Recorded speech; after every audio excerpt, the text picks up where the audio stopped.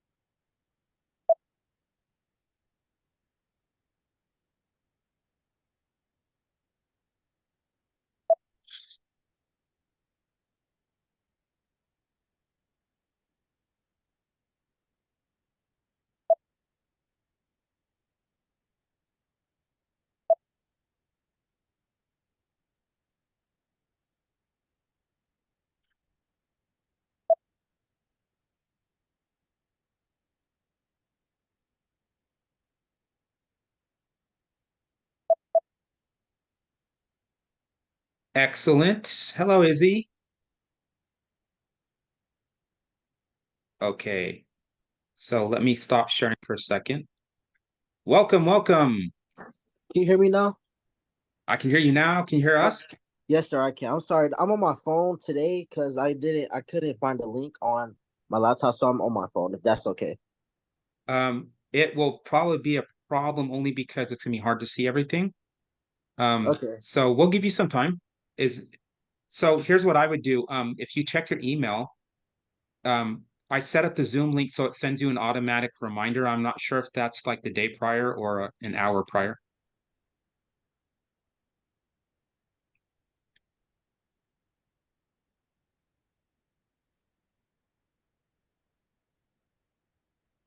Um, Oh, and by the way, oh yeah, that's not going to help you. I was going to put it in the chat, but then I know that you're on your phone.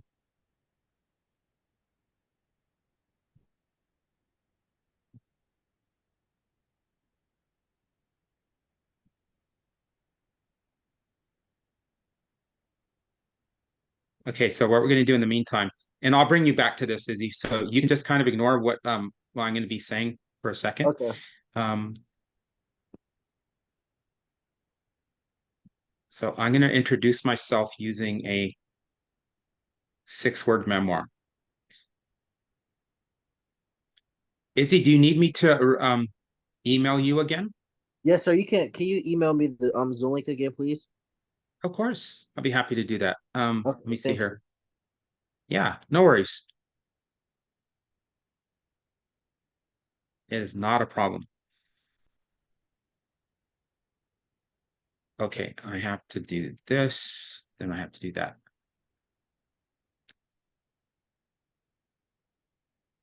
Compose.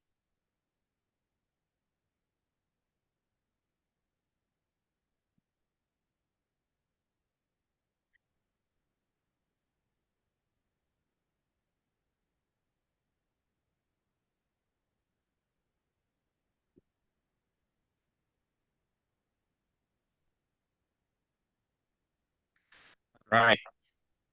Should get it anytime.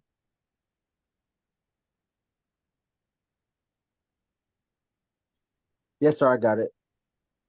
Excellent. Okay, so I will leave off my phone and then I'll join off my computer. Sounds good. Okay. Yep. Okay.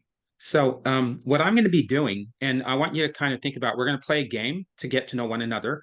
We're also going to combine what I call 6-word memoir.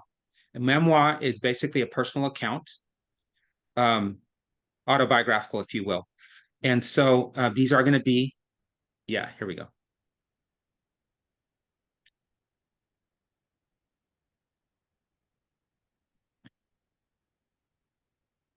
Okay, Izzy.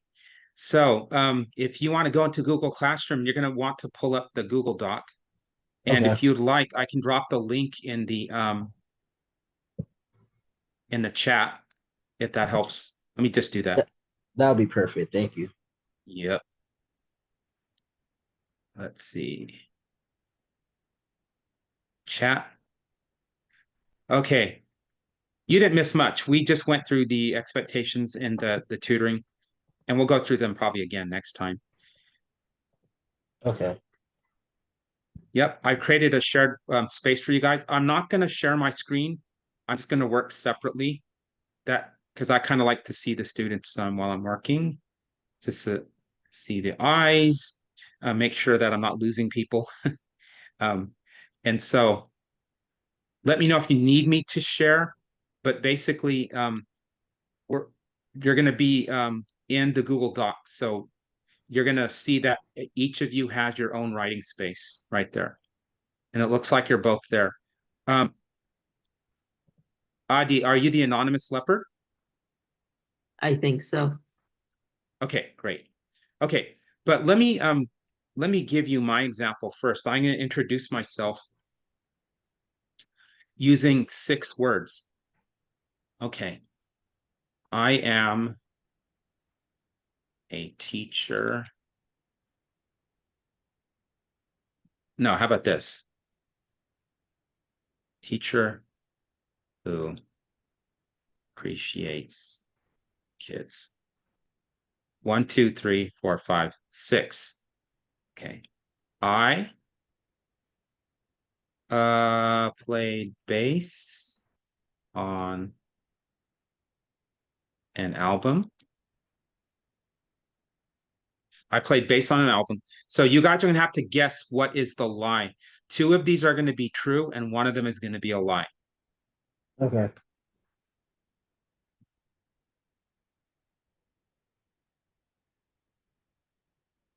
Oh, hold on. It has to be 6 words. I have 3 kids.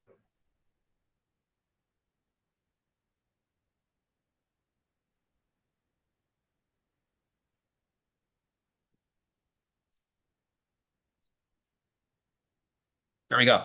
I have 3 kids in total. Okay, so let's start with Adi. Which one of these do you think is a lie? Mm, the last one. The last one is a lie. Okay, let's see. And how about Izzy? Um, I'll go with the last one as well. You guys are too good. Yeah, that is a lie. So I'm a teacher who appreciates kids. I played bass on an album, and I don't have 3 kids, I have 2 kids. So what we're going to do now is I'm going to show you let me see. I thought that I had some 6-word memoirs. Yeah, I do. So in the chat, or if you look at the documents, you're going to see some 6-word. In fact, I'm just going to go ahead and share. It'll just be easier.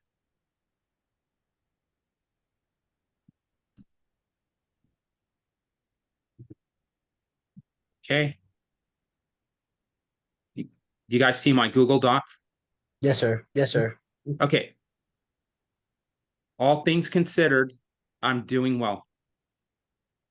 The past is forgiven, not forgotten. Escaped my mother, trapped by girlfriend. Okay. So remember, we're writing narratives and we're starting really easy. We're also getting to know one another. So what I want you guys to both do at this point, take no more than 2 minutes. I'll put a timer. I'm not sure I'm going to be able to find one that is visible. Yeah, I can. And then you want to construct 3 6-word memoirs. So something that's about you, your present or your past. And sorry, I need to have a countdown. There we go, countdown timer. I know it's going to go kind of quick, but that's kind of the idea. And then two of them will be true. One of them will be a lie. On your marks. By the way, any questions? No, sir. That makes sense. That makes sense. Okay, on your marks, get set, go.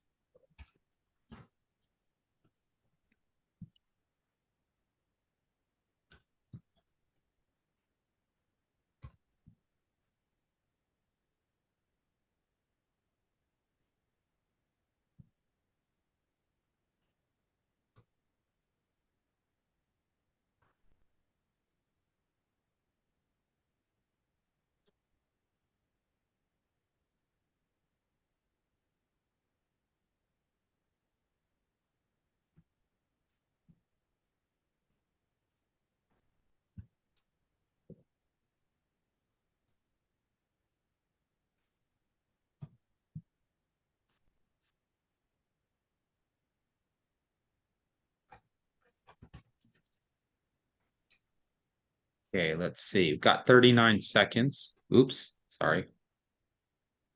30 seconds. Adi, I think your second one has 7 words. Oh, it does. Does. What's that? Yeah, the second one has 7 words.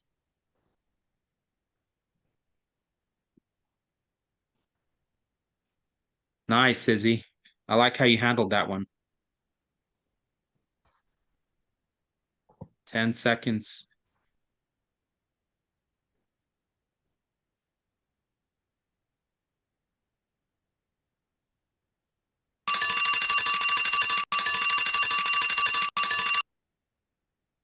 Okay.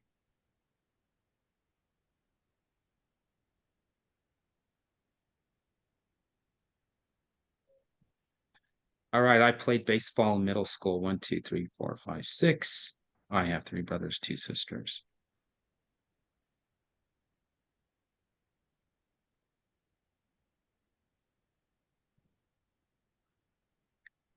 Comma, and then give it a name. Comma. Yep. There you go. So give it a real or a fake name. You're like, is this true? Is this false? All right. Okay, so Izzy, go ahead and read your 3 6-word memoirs. Okay. So the first So one the is first one, I played baseball in middle school. The second one is I have 3 brothers, 2 sisters. And the third one is I am a great student athlete. Okay. And okay, so I'll guess.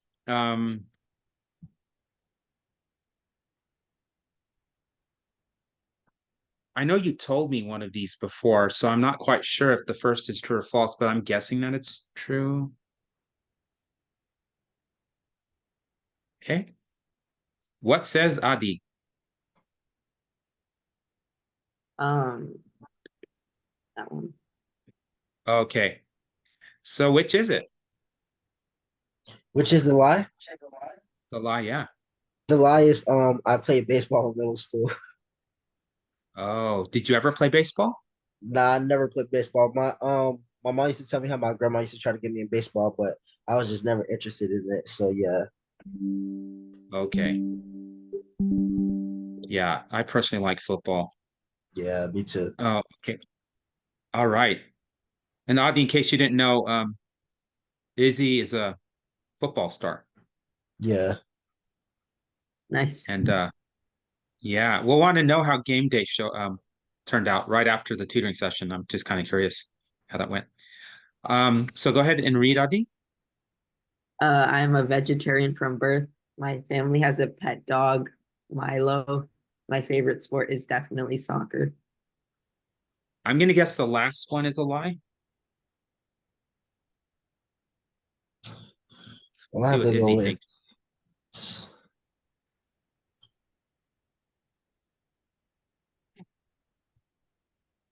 That's hard. I have to go with this one, bro.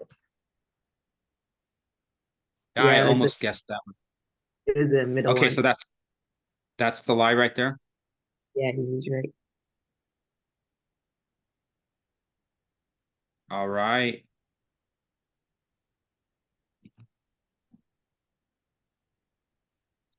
Thanks, guys. And then okay, let's keep going here. So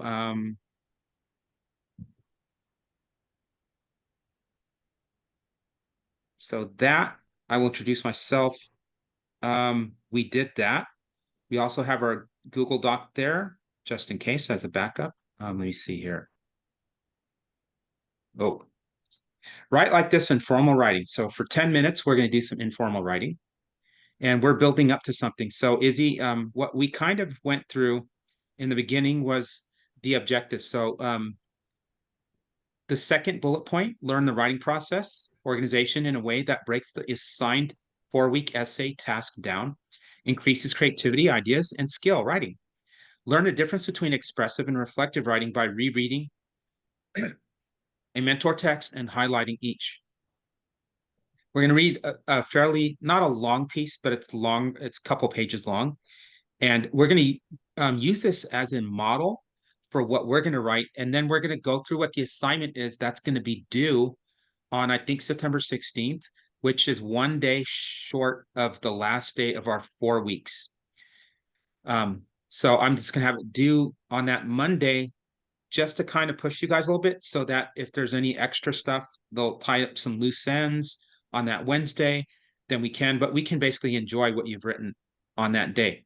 So Okay. with that in mind, go ahead. Yeah, did you have a question, Izzy? Oh no, sir. I just said okay. Okay, cool. All right. So I write, okay, sorry, write like this. I do, we do, you do. So basically, um, this is our instructional sequence. It's always going to be me doing something, then we do it, then you do it. Encyclopedia of an Ordinary Life. If time permits, breakout rooms.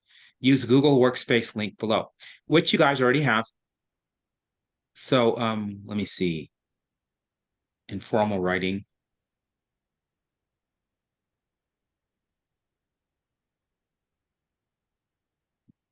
Okay. So Encyclopedia of an Ordinary Life, and I'm going to blow this up a little bit. I hope that helps. In her book, Encyclopedia of an Ordinary Life, Amy Krauss Rosenthal chronicles her life in the form of an alphabetized existence. Here, for example, are 3 random entries. So notice here, Amy for A, birthmark for B, and she can go all the way down through all 26, and you can see her ABC right there. We'll take turns reading. I'll read the first. Addie, if you can read the second, and then Izzy, you can read the third. Amy Okay. Rosenthal, my father-in-law informed me that my married name could produce 2 anagrams, hearty salmon, nasty armhole. I cannot tell you how much I love that. Oh, anxious things that make me. Vending machines. I have to double, triple check. Okay, it's A5 for bugles, right? Is that right? A5. I don't want to read the codes wrong and end up with the flaming hot Cheetos. But then what a relief when the bugles come tumbling down. Yes, I knew it was A5. Awesome. Birthmark. I have a birthmark on my left arm. As a child, I thought it looked like a bear or Africa, depending on the angle. I would often draw an eye and a mouth on it. Sometimes I will allow a friend to do so. To look at my birthmark was to remind myself that I am me. Okay, thank you guys. Um, you get the idea there is you're alphabetizing everything. What I'm going to do is, okay, we have a different writing space here. And by the way, if you want to read one that a student made, um, here's one. arm, dead. Taking turns with my brother, Anthony. He takes a punch. I take a punch. Having a chance to back out after his punch, I refuse. We are equal in strength and size. My arm will be sore in the morning. So I'm going to do is I'm going to ask you guys to write one. So here is, I'm going to give you an example of my own. I didn't think about this prior because I want this to be realistic. So I'm going to do everything kind of like fresh so that you, and I'll walk you through this. So I'm thinking in my mind, I just wrote a little Facebook post about when I'm driving, I often get kind of upset at other drivers. And I'm like, oh, dude, what's up? What? Oh, man. And then I'll drive past the person, I'll look over, it's like an old lady, right? Or it's like Yeah. a mom. So my idea is, wouldn't it be funny? Like I'm calling women like dude, um, vato, man, dude, all of that, bro. What's up, bruh? What's up, bruh? Yeah. Right? So I'm gonna call this N for names.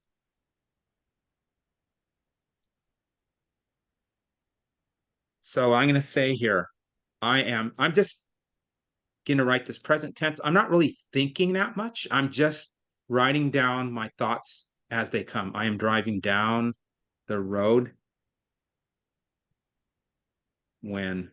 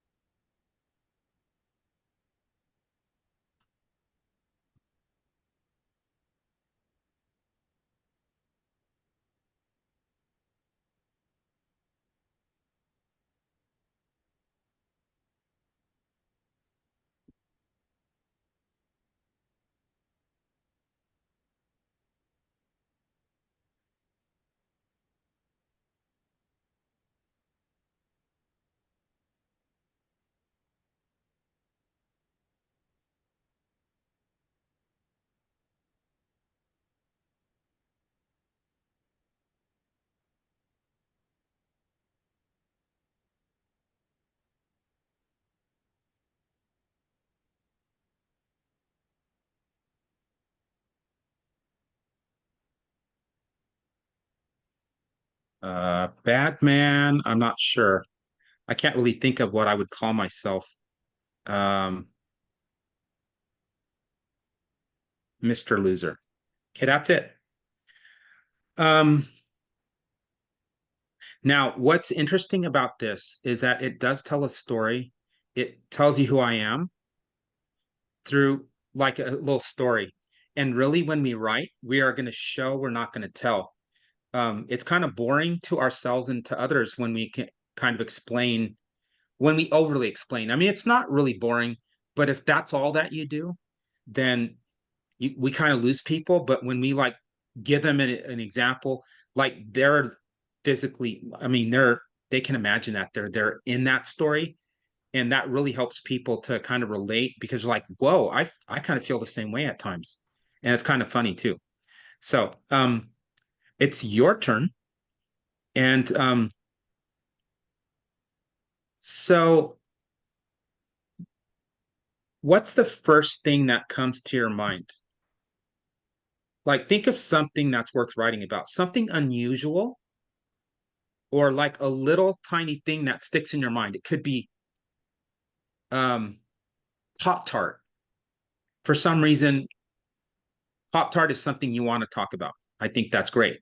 You don't even know why you want to talk about Pop Tart, but you know that by letting yourself go and write about it, the reader's going to understand something about you that they didn't understand before. So we don't want to overthink this. So what I want you guys to do is I want you to jot down, start with A, B, C. And without thinking very hard, quickly think of the first word that comes to mind. Let's do D also. So, for example,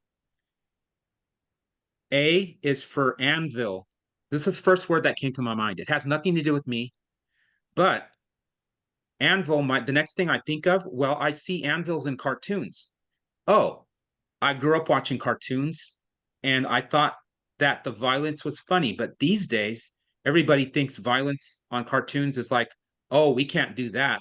Let's get rid of cartoons. And I'm thinking to myself, that is so wrong. So if I were writing, so don't don't prejudge these ideas, just come up with the first thing that comes to mind. And then we'll have you pick one of those four, and then you'll write your little paragraph there. Any questions? No. The the things that we think of, do they have to start with that letter or Yes, no? but Okay. yes, but you can be creative. So for example, if you want to talk about Pop Tarts, um, watch this, breakfast, right? Right there.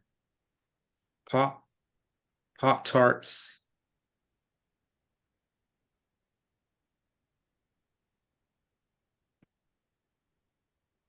Pop Tarts win the day, right? So that's how you can kind of back end talk about Pop Tarts if you want. You kind of stretch it out a little bit. I could have done that as P, couldn't I have, right? P Yeah. for Pop Tarts. But I was stuck with B, so I had to be creative and see what I'm saying? Mhm. All right, there you go. I'm going to give you guys exactly 30 seconds to think of not your paragraph. You don't have to write in that amount of time, but you do have to come up with this is stuck. Hold on a second. Yeah, something's not working here. 30 seconds. All right, 30 seconds to come up with your four alphabets, your four words. Your marks. And remember, these are titles of your paragraph. On your marks, get set, go.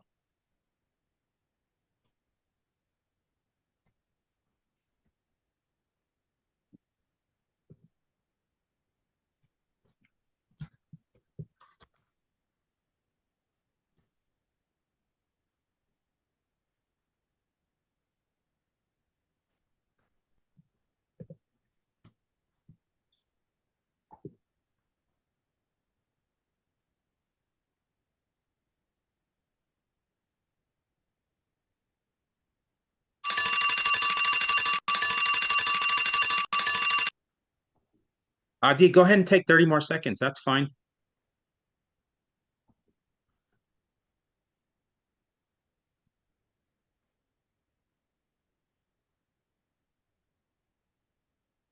Okay, Izzy. First thing that comes to mind, okay? Yeah.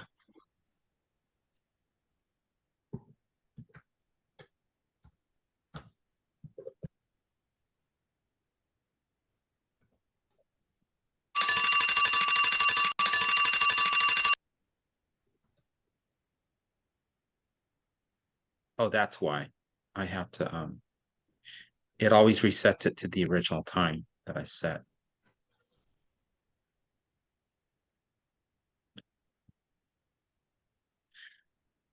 Excellent.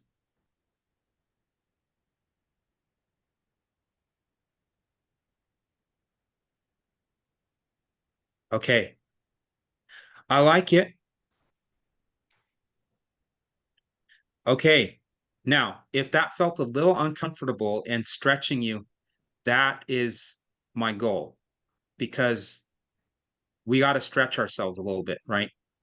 Um, and you're going to be stretched a little bit. Nice. Nice.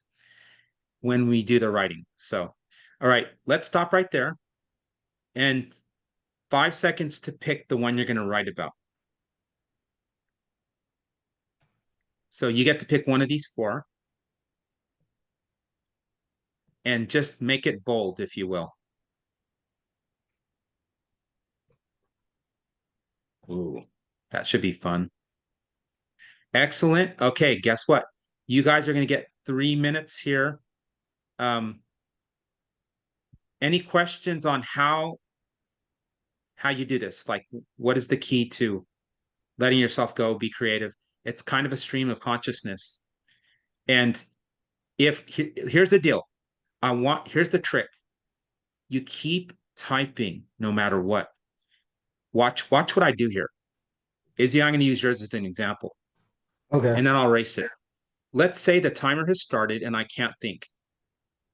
I'm just going to repeat something. I don't know what to write. Kind of like annoying friends. Friends who see what I did there? Yeah. I wrote down my frustration, which is I don't know what to write. But you will eventually find that the creativity will flow Hmm. because we're trying to trick our brains. We're trying to shut down our brains and get the creative part of our brain to work for us. And we have to trick it that way. Okay. So here we go. I'm going to give you 3 minutes. On your marks, get set, go.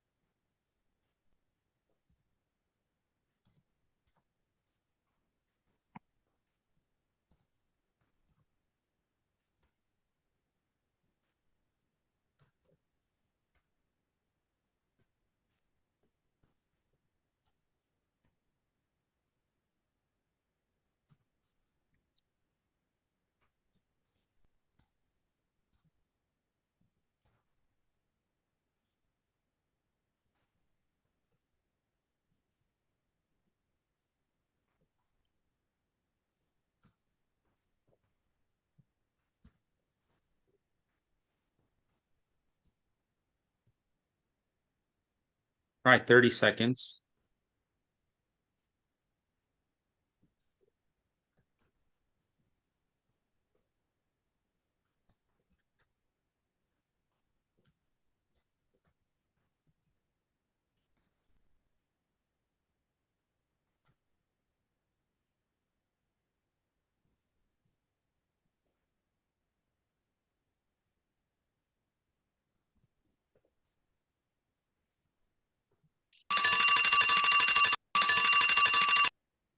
All right, you may stop. And let me see here. Okay, I think I need to okay, there we go. Oops.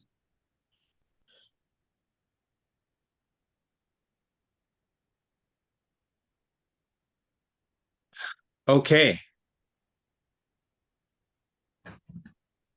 Let me, do you mind if I read this?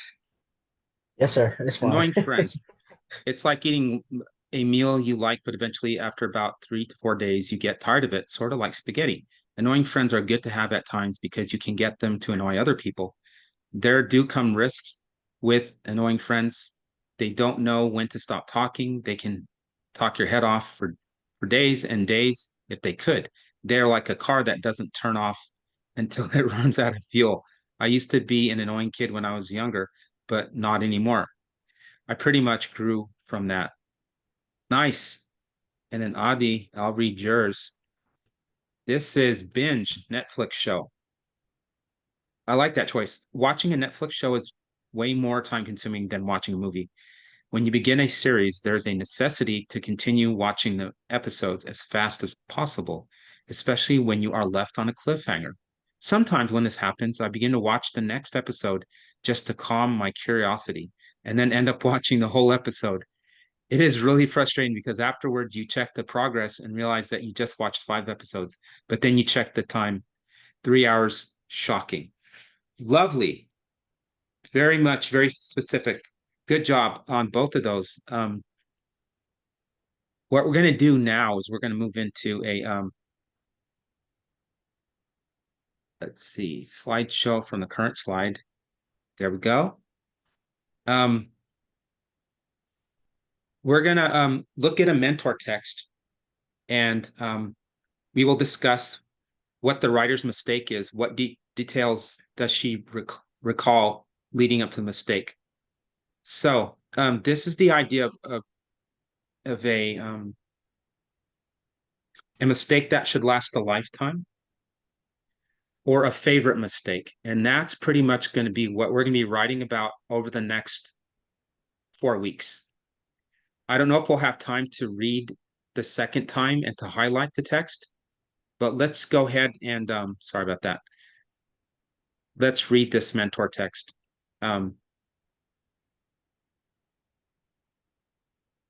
Okay, here we go.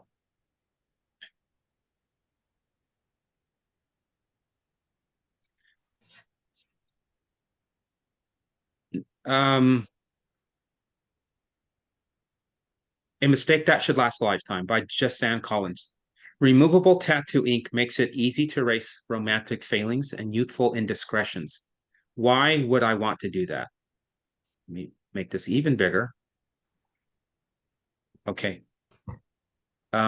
This Valentine's Day, thanks to the advent of removable tattoo ink, couples can inscribe each other's names onto their skin without that should be nagging feeling of forever. It's practical but unromantic, the fringe culture. Equivalent of a prenup. If only I'd put off my quarter life crisis until this year, maybe I wouldn't be living with my own flawed tattoo, blurry, bumpy, and scar tissue, haloed with a permanent blue bruise. I spent the past few years learning to love it, not an easy task for someone who color codes her email, alphabetizes her bookshelves, and tweezes compulsively.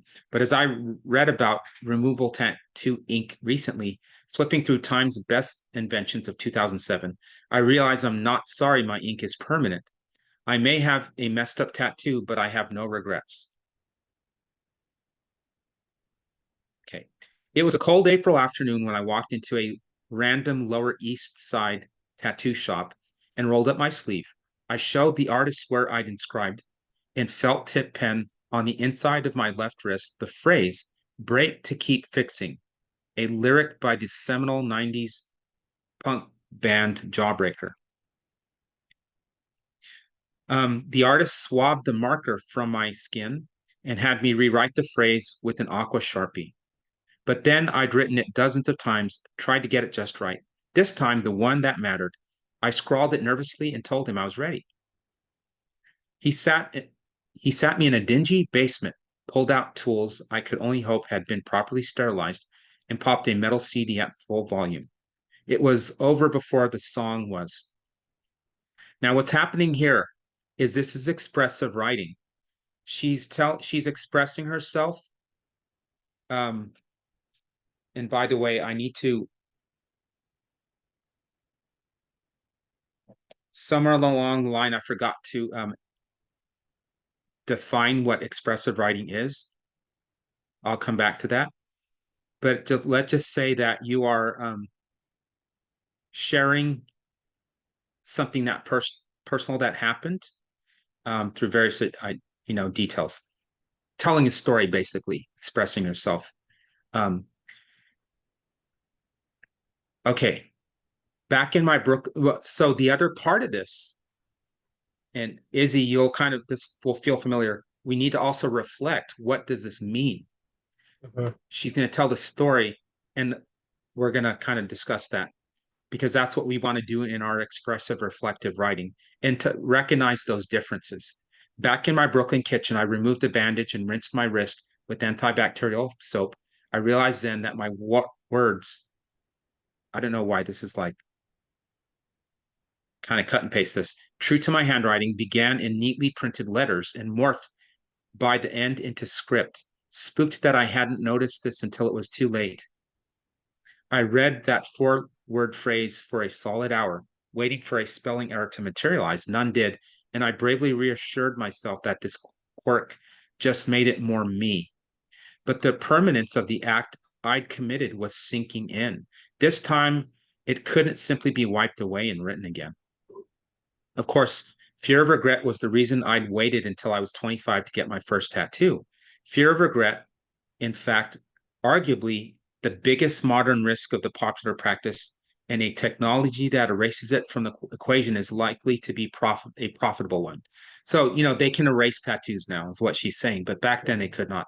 Named with marketing in mind, Freedom to Ink, which hit the market in several cities in late 2007, is made from biodegradable dye encapsulated in tiny plastic pellets. A tattoo done with it is just like an ordinary tattoo, except that it comes with an emergency exit. Just break glass in case of change of heart. After a single laser treatment, the plastic dissolves, the ink is absorbed into the body, and the design vanishes. I think what she's getting at here is that love, people have girlfriends, boyfriends, and then they break up, and then people are regretful. Why did I have a tattoo with that person's name on it? Um, what she's saying is we shouldn't think that way. We should live with those regrets because it teaches us something. So, in contrast to the painful, costly, and variously effective multiple laser treatment required to remove traditional ink, it sounds like a miracle and perhaps a frustration of the 17% already tattooed Americans who say they'd undo theirs if they could. Angelina Jolie may have the means to continually rework her body work art, but most of us don't.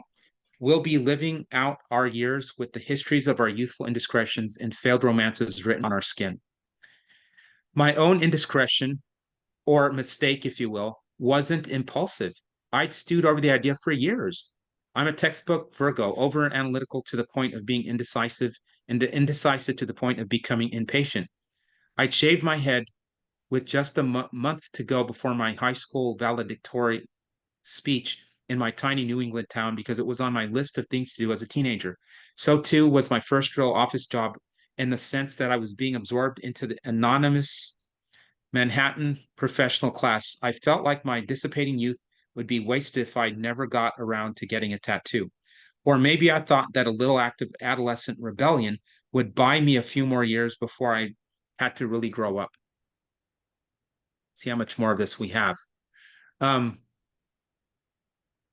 Either way, I woke that spring morning with an emotional itch so strong I got out of work, locked up the address of the tattoo shop online, and hopped on the train to the city. Or, sorry, looked up the address. I'd been in New York for half a year and felt like it was a hatching crawling from the crumbles of one life toward a new one. As they had in desperate times of heartbreak, depression, and angst, the lyrics spoke to me. This is the cure, same as the symptom, simple and pure, break to keep fixing. I look to them now quite literally to guide my course of action. They explained me to myself. They even explain on some level what happened next. I picked the scab. It was a nasty one. My friend anonymously, my friendly anonymous artist apparently dug a little too deep with the needle, crusted over, the ink began to bleed, and the letters blurred. At some point, I accidentally banged my wrist against the kitchen counter, loosening the scab prematurely. Don't touch it, everyone said, but I couldn't help myself. I ran my fingers over it compulsively. All right, I skip over the next couple sentences, but she basically, some of it came off, right? Then on this new paragraph here, the way I felt about it changed from one moment, from moment to moment, long after it was finally healed. Sometimes it looked fluffy and frayed, and my stomach would sink. I'd have this on me for the rest of my life. At my wedding, in my coffin, I'd forever be explaining it, what it meant, why it looked the way it looked. I'd be enduring the scoffs of my younger, heavily tattooed brother and unconvincing reassurances of my best friends. I sometimes found myself eyeing the laser removal ads on the subway, considering the damage I could do to my credit. All right. At other times, it looked almost perfect in the shower against my translucent skin and veins warmed by the water. It was solid and clear. I liked the jagged arc of it formed from a distance, the way you had to be up close to read it, as if it were a private note to self. It's more appropriately symbolic than any other tattoo could be for me. It's something I created that has taken on a life outside my control. What it symbolizes is important enough to me that I was willing to risk wearing it forever. If it wasn't permanent, what would it be? Just painful jewelry, a commodity. It's still a commodity of a sort, of course. I paid for it $60, including tip, but it's more than jewelry. I got butterflies in my stomach the time a boy ran his fingers over it and told me he liked it because it felt like Braille. It's me, fresh and ink. And like my astigmatism, cellulite, and other scars, there's nothing much to do beside live with it. It may seem like forever, but tattoos, even the soon to be old fashioned permanent ones, only last as long as we do. They're an extension of the body, that notoriously imperfect but incredibly functional machine. Mine is a body that steeps in indecision and then acts rashly, doesn't know how to feeling comfortable, and can't resist picking a scab, but at least I can live with the scars. So what she's saying here is if I removed it, that I'm removing who I am because I make mistakes. I have scars. I am kind of, you know, odd. So we're gonna do you guys have can you give me like 3 extra minutes? Yes, Yeah. sir. Okay. Thank you guys. I appreciate that. We're pretty much done. Now, what I was gonna have you guys do, and um, sorry, is and it's in the homework, I think, in the Google Classroom. We're gonna, I want you to think about these questions here. What is the writer's mistake? What details does she recall leading up to the mistake?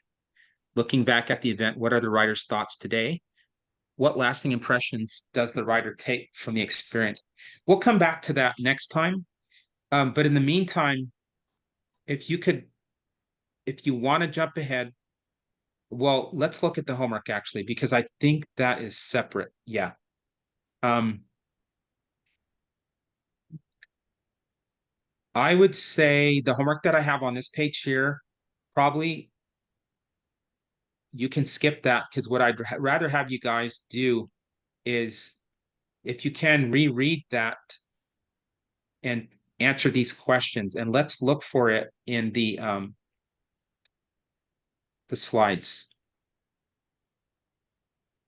or the shared document is what I'm trying to say.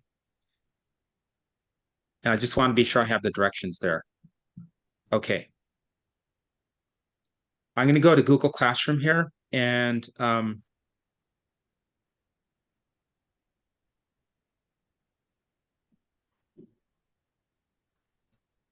okay. So what I'm going to actually do then is I'm going to pick up these questions. And what I want you to do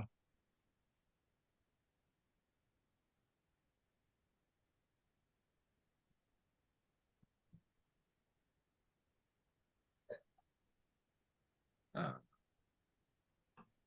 okay, I think I need to be here. You're going to want to go to Google Classroom and go under Monday. And on here, I'm going to put HW for homework. And I'll put the questions here.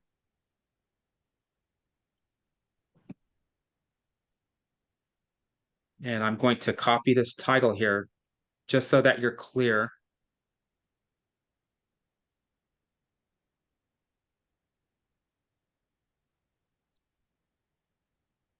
There we go. Okay. There it is. And just be prepared to discuss this. And what I want you to notice is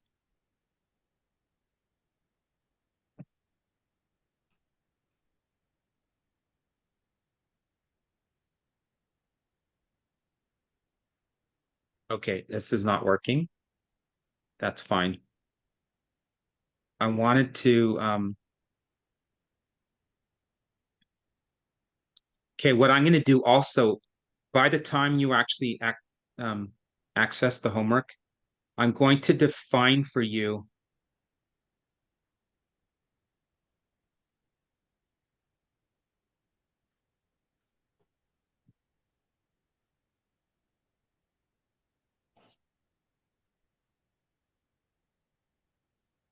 I'll put those definitions as soon as we're done because I want you to see the difference between expressive and reflective. So, and basically, expressive is when you're telling a story. Reflective is what you think about it. So let's just put that for now. What the writer thinks and or feels about what he wrote,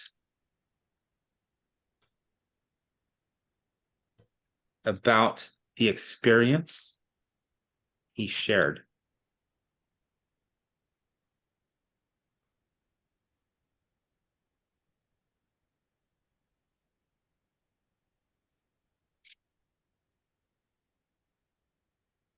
I will expand upon those definitions so that you have it.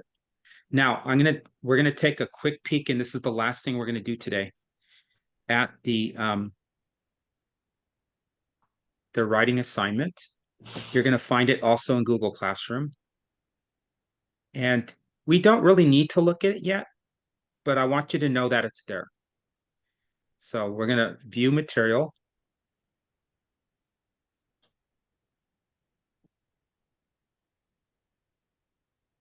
Okay, that's in trash. Great.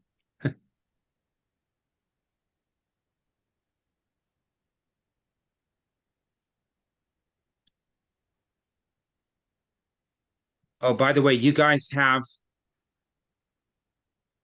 I made each of you a copy of this so you can highlight each of those. And then the writing assignment here,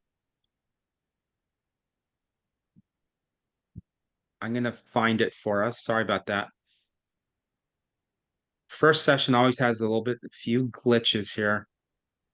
Here we go. Yes, what you're going to find here, just take maybe a minute to read through this for homework. Take 5 minutes.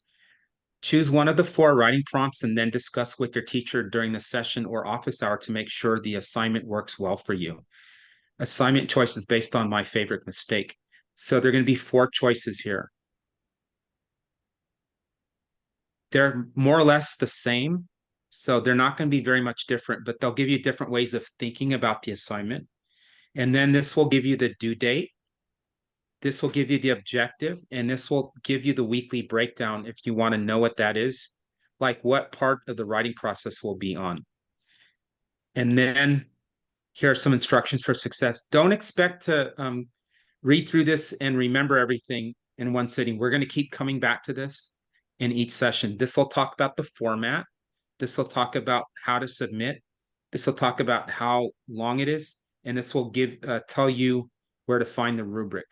Okay, so I think that is it for our session. And let me just double check on the slide if there's anything that I'm missing.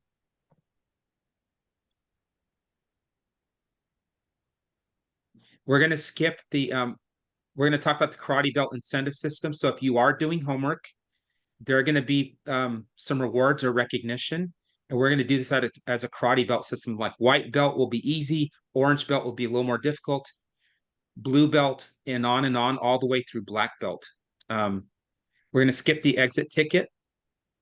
And by the way, if you want to do this part of the homework, there is a video, and let's just find it.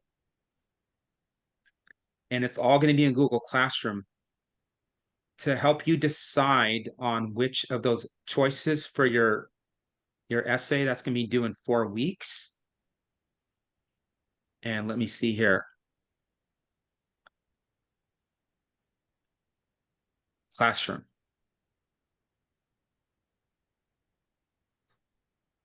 Classwork. Right here. If you look on Monday, let me know if you can't see this. There's a video lesson I recorded. It's 13 minutes long, and it's going to help you to brainstorm. If you struggle at all with finding ideas, this will be it'll show you a circle map there, okay? So, and then there are some things that you can do. By the way, in this session also, I need to give you the instructions that you find right here. I'll put those in Google Classroom as well. Remember, homework is optional. So, all right.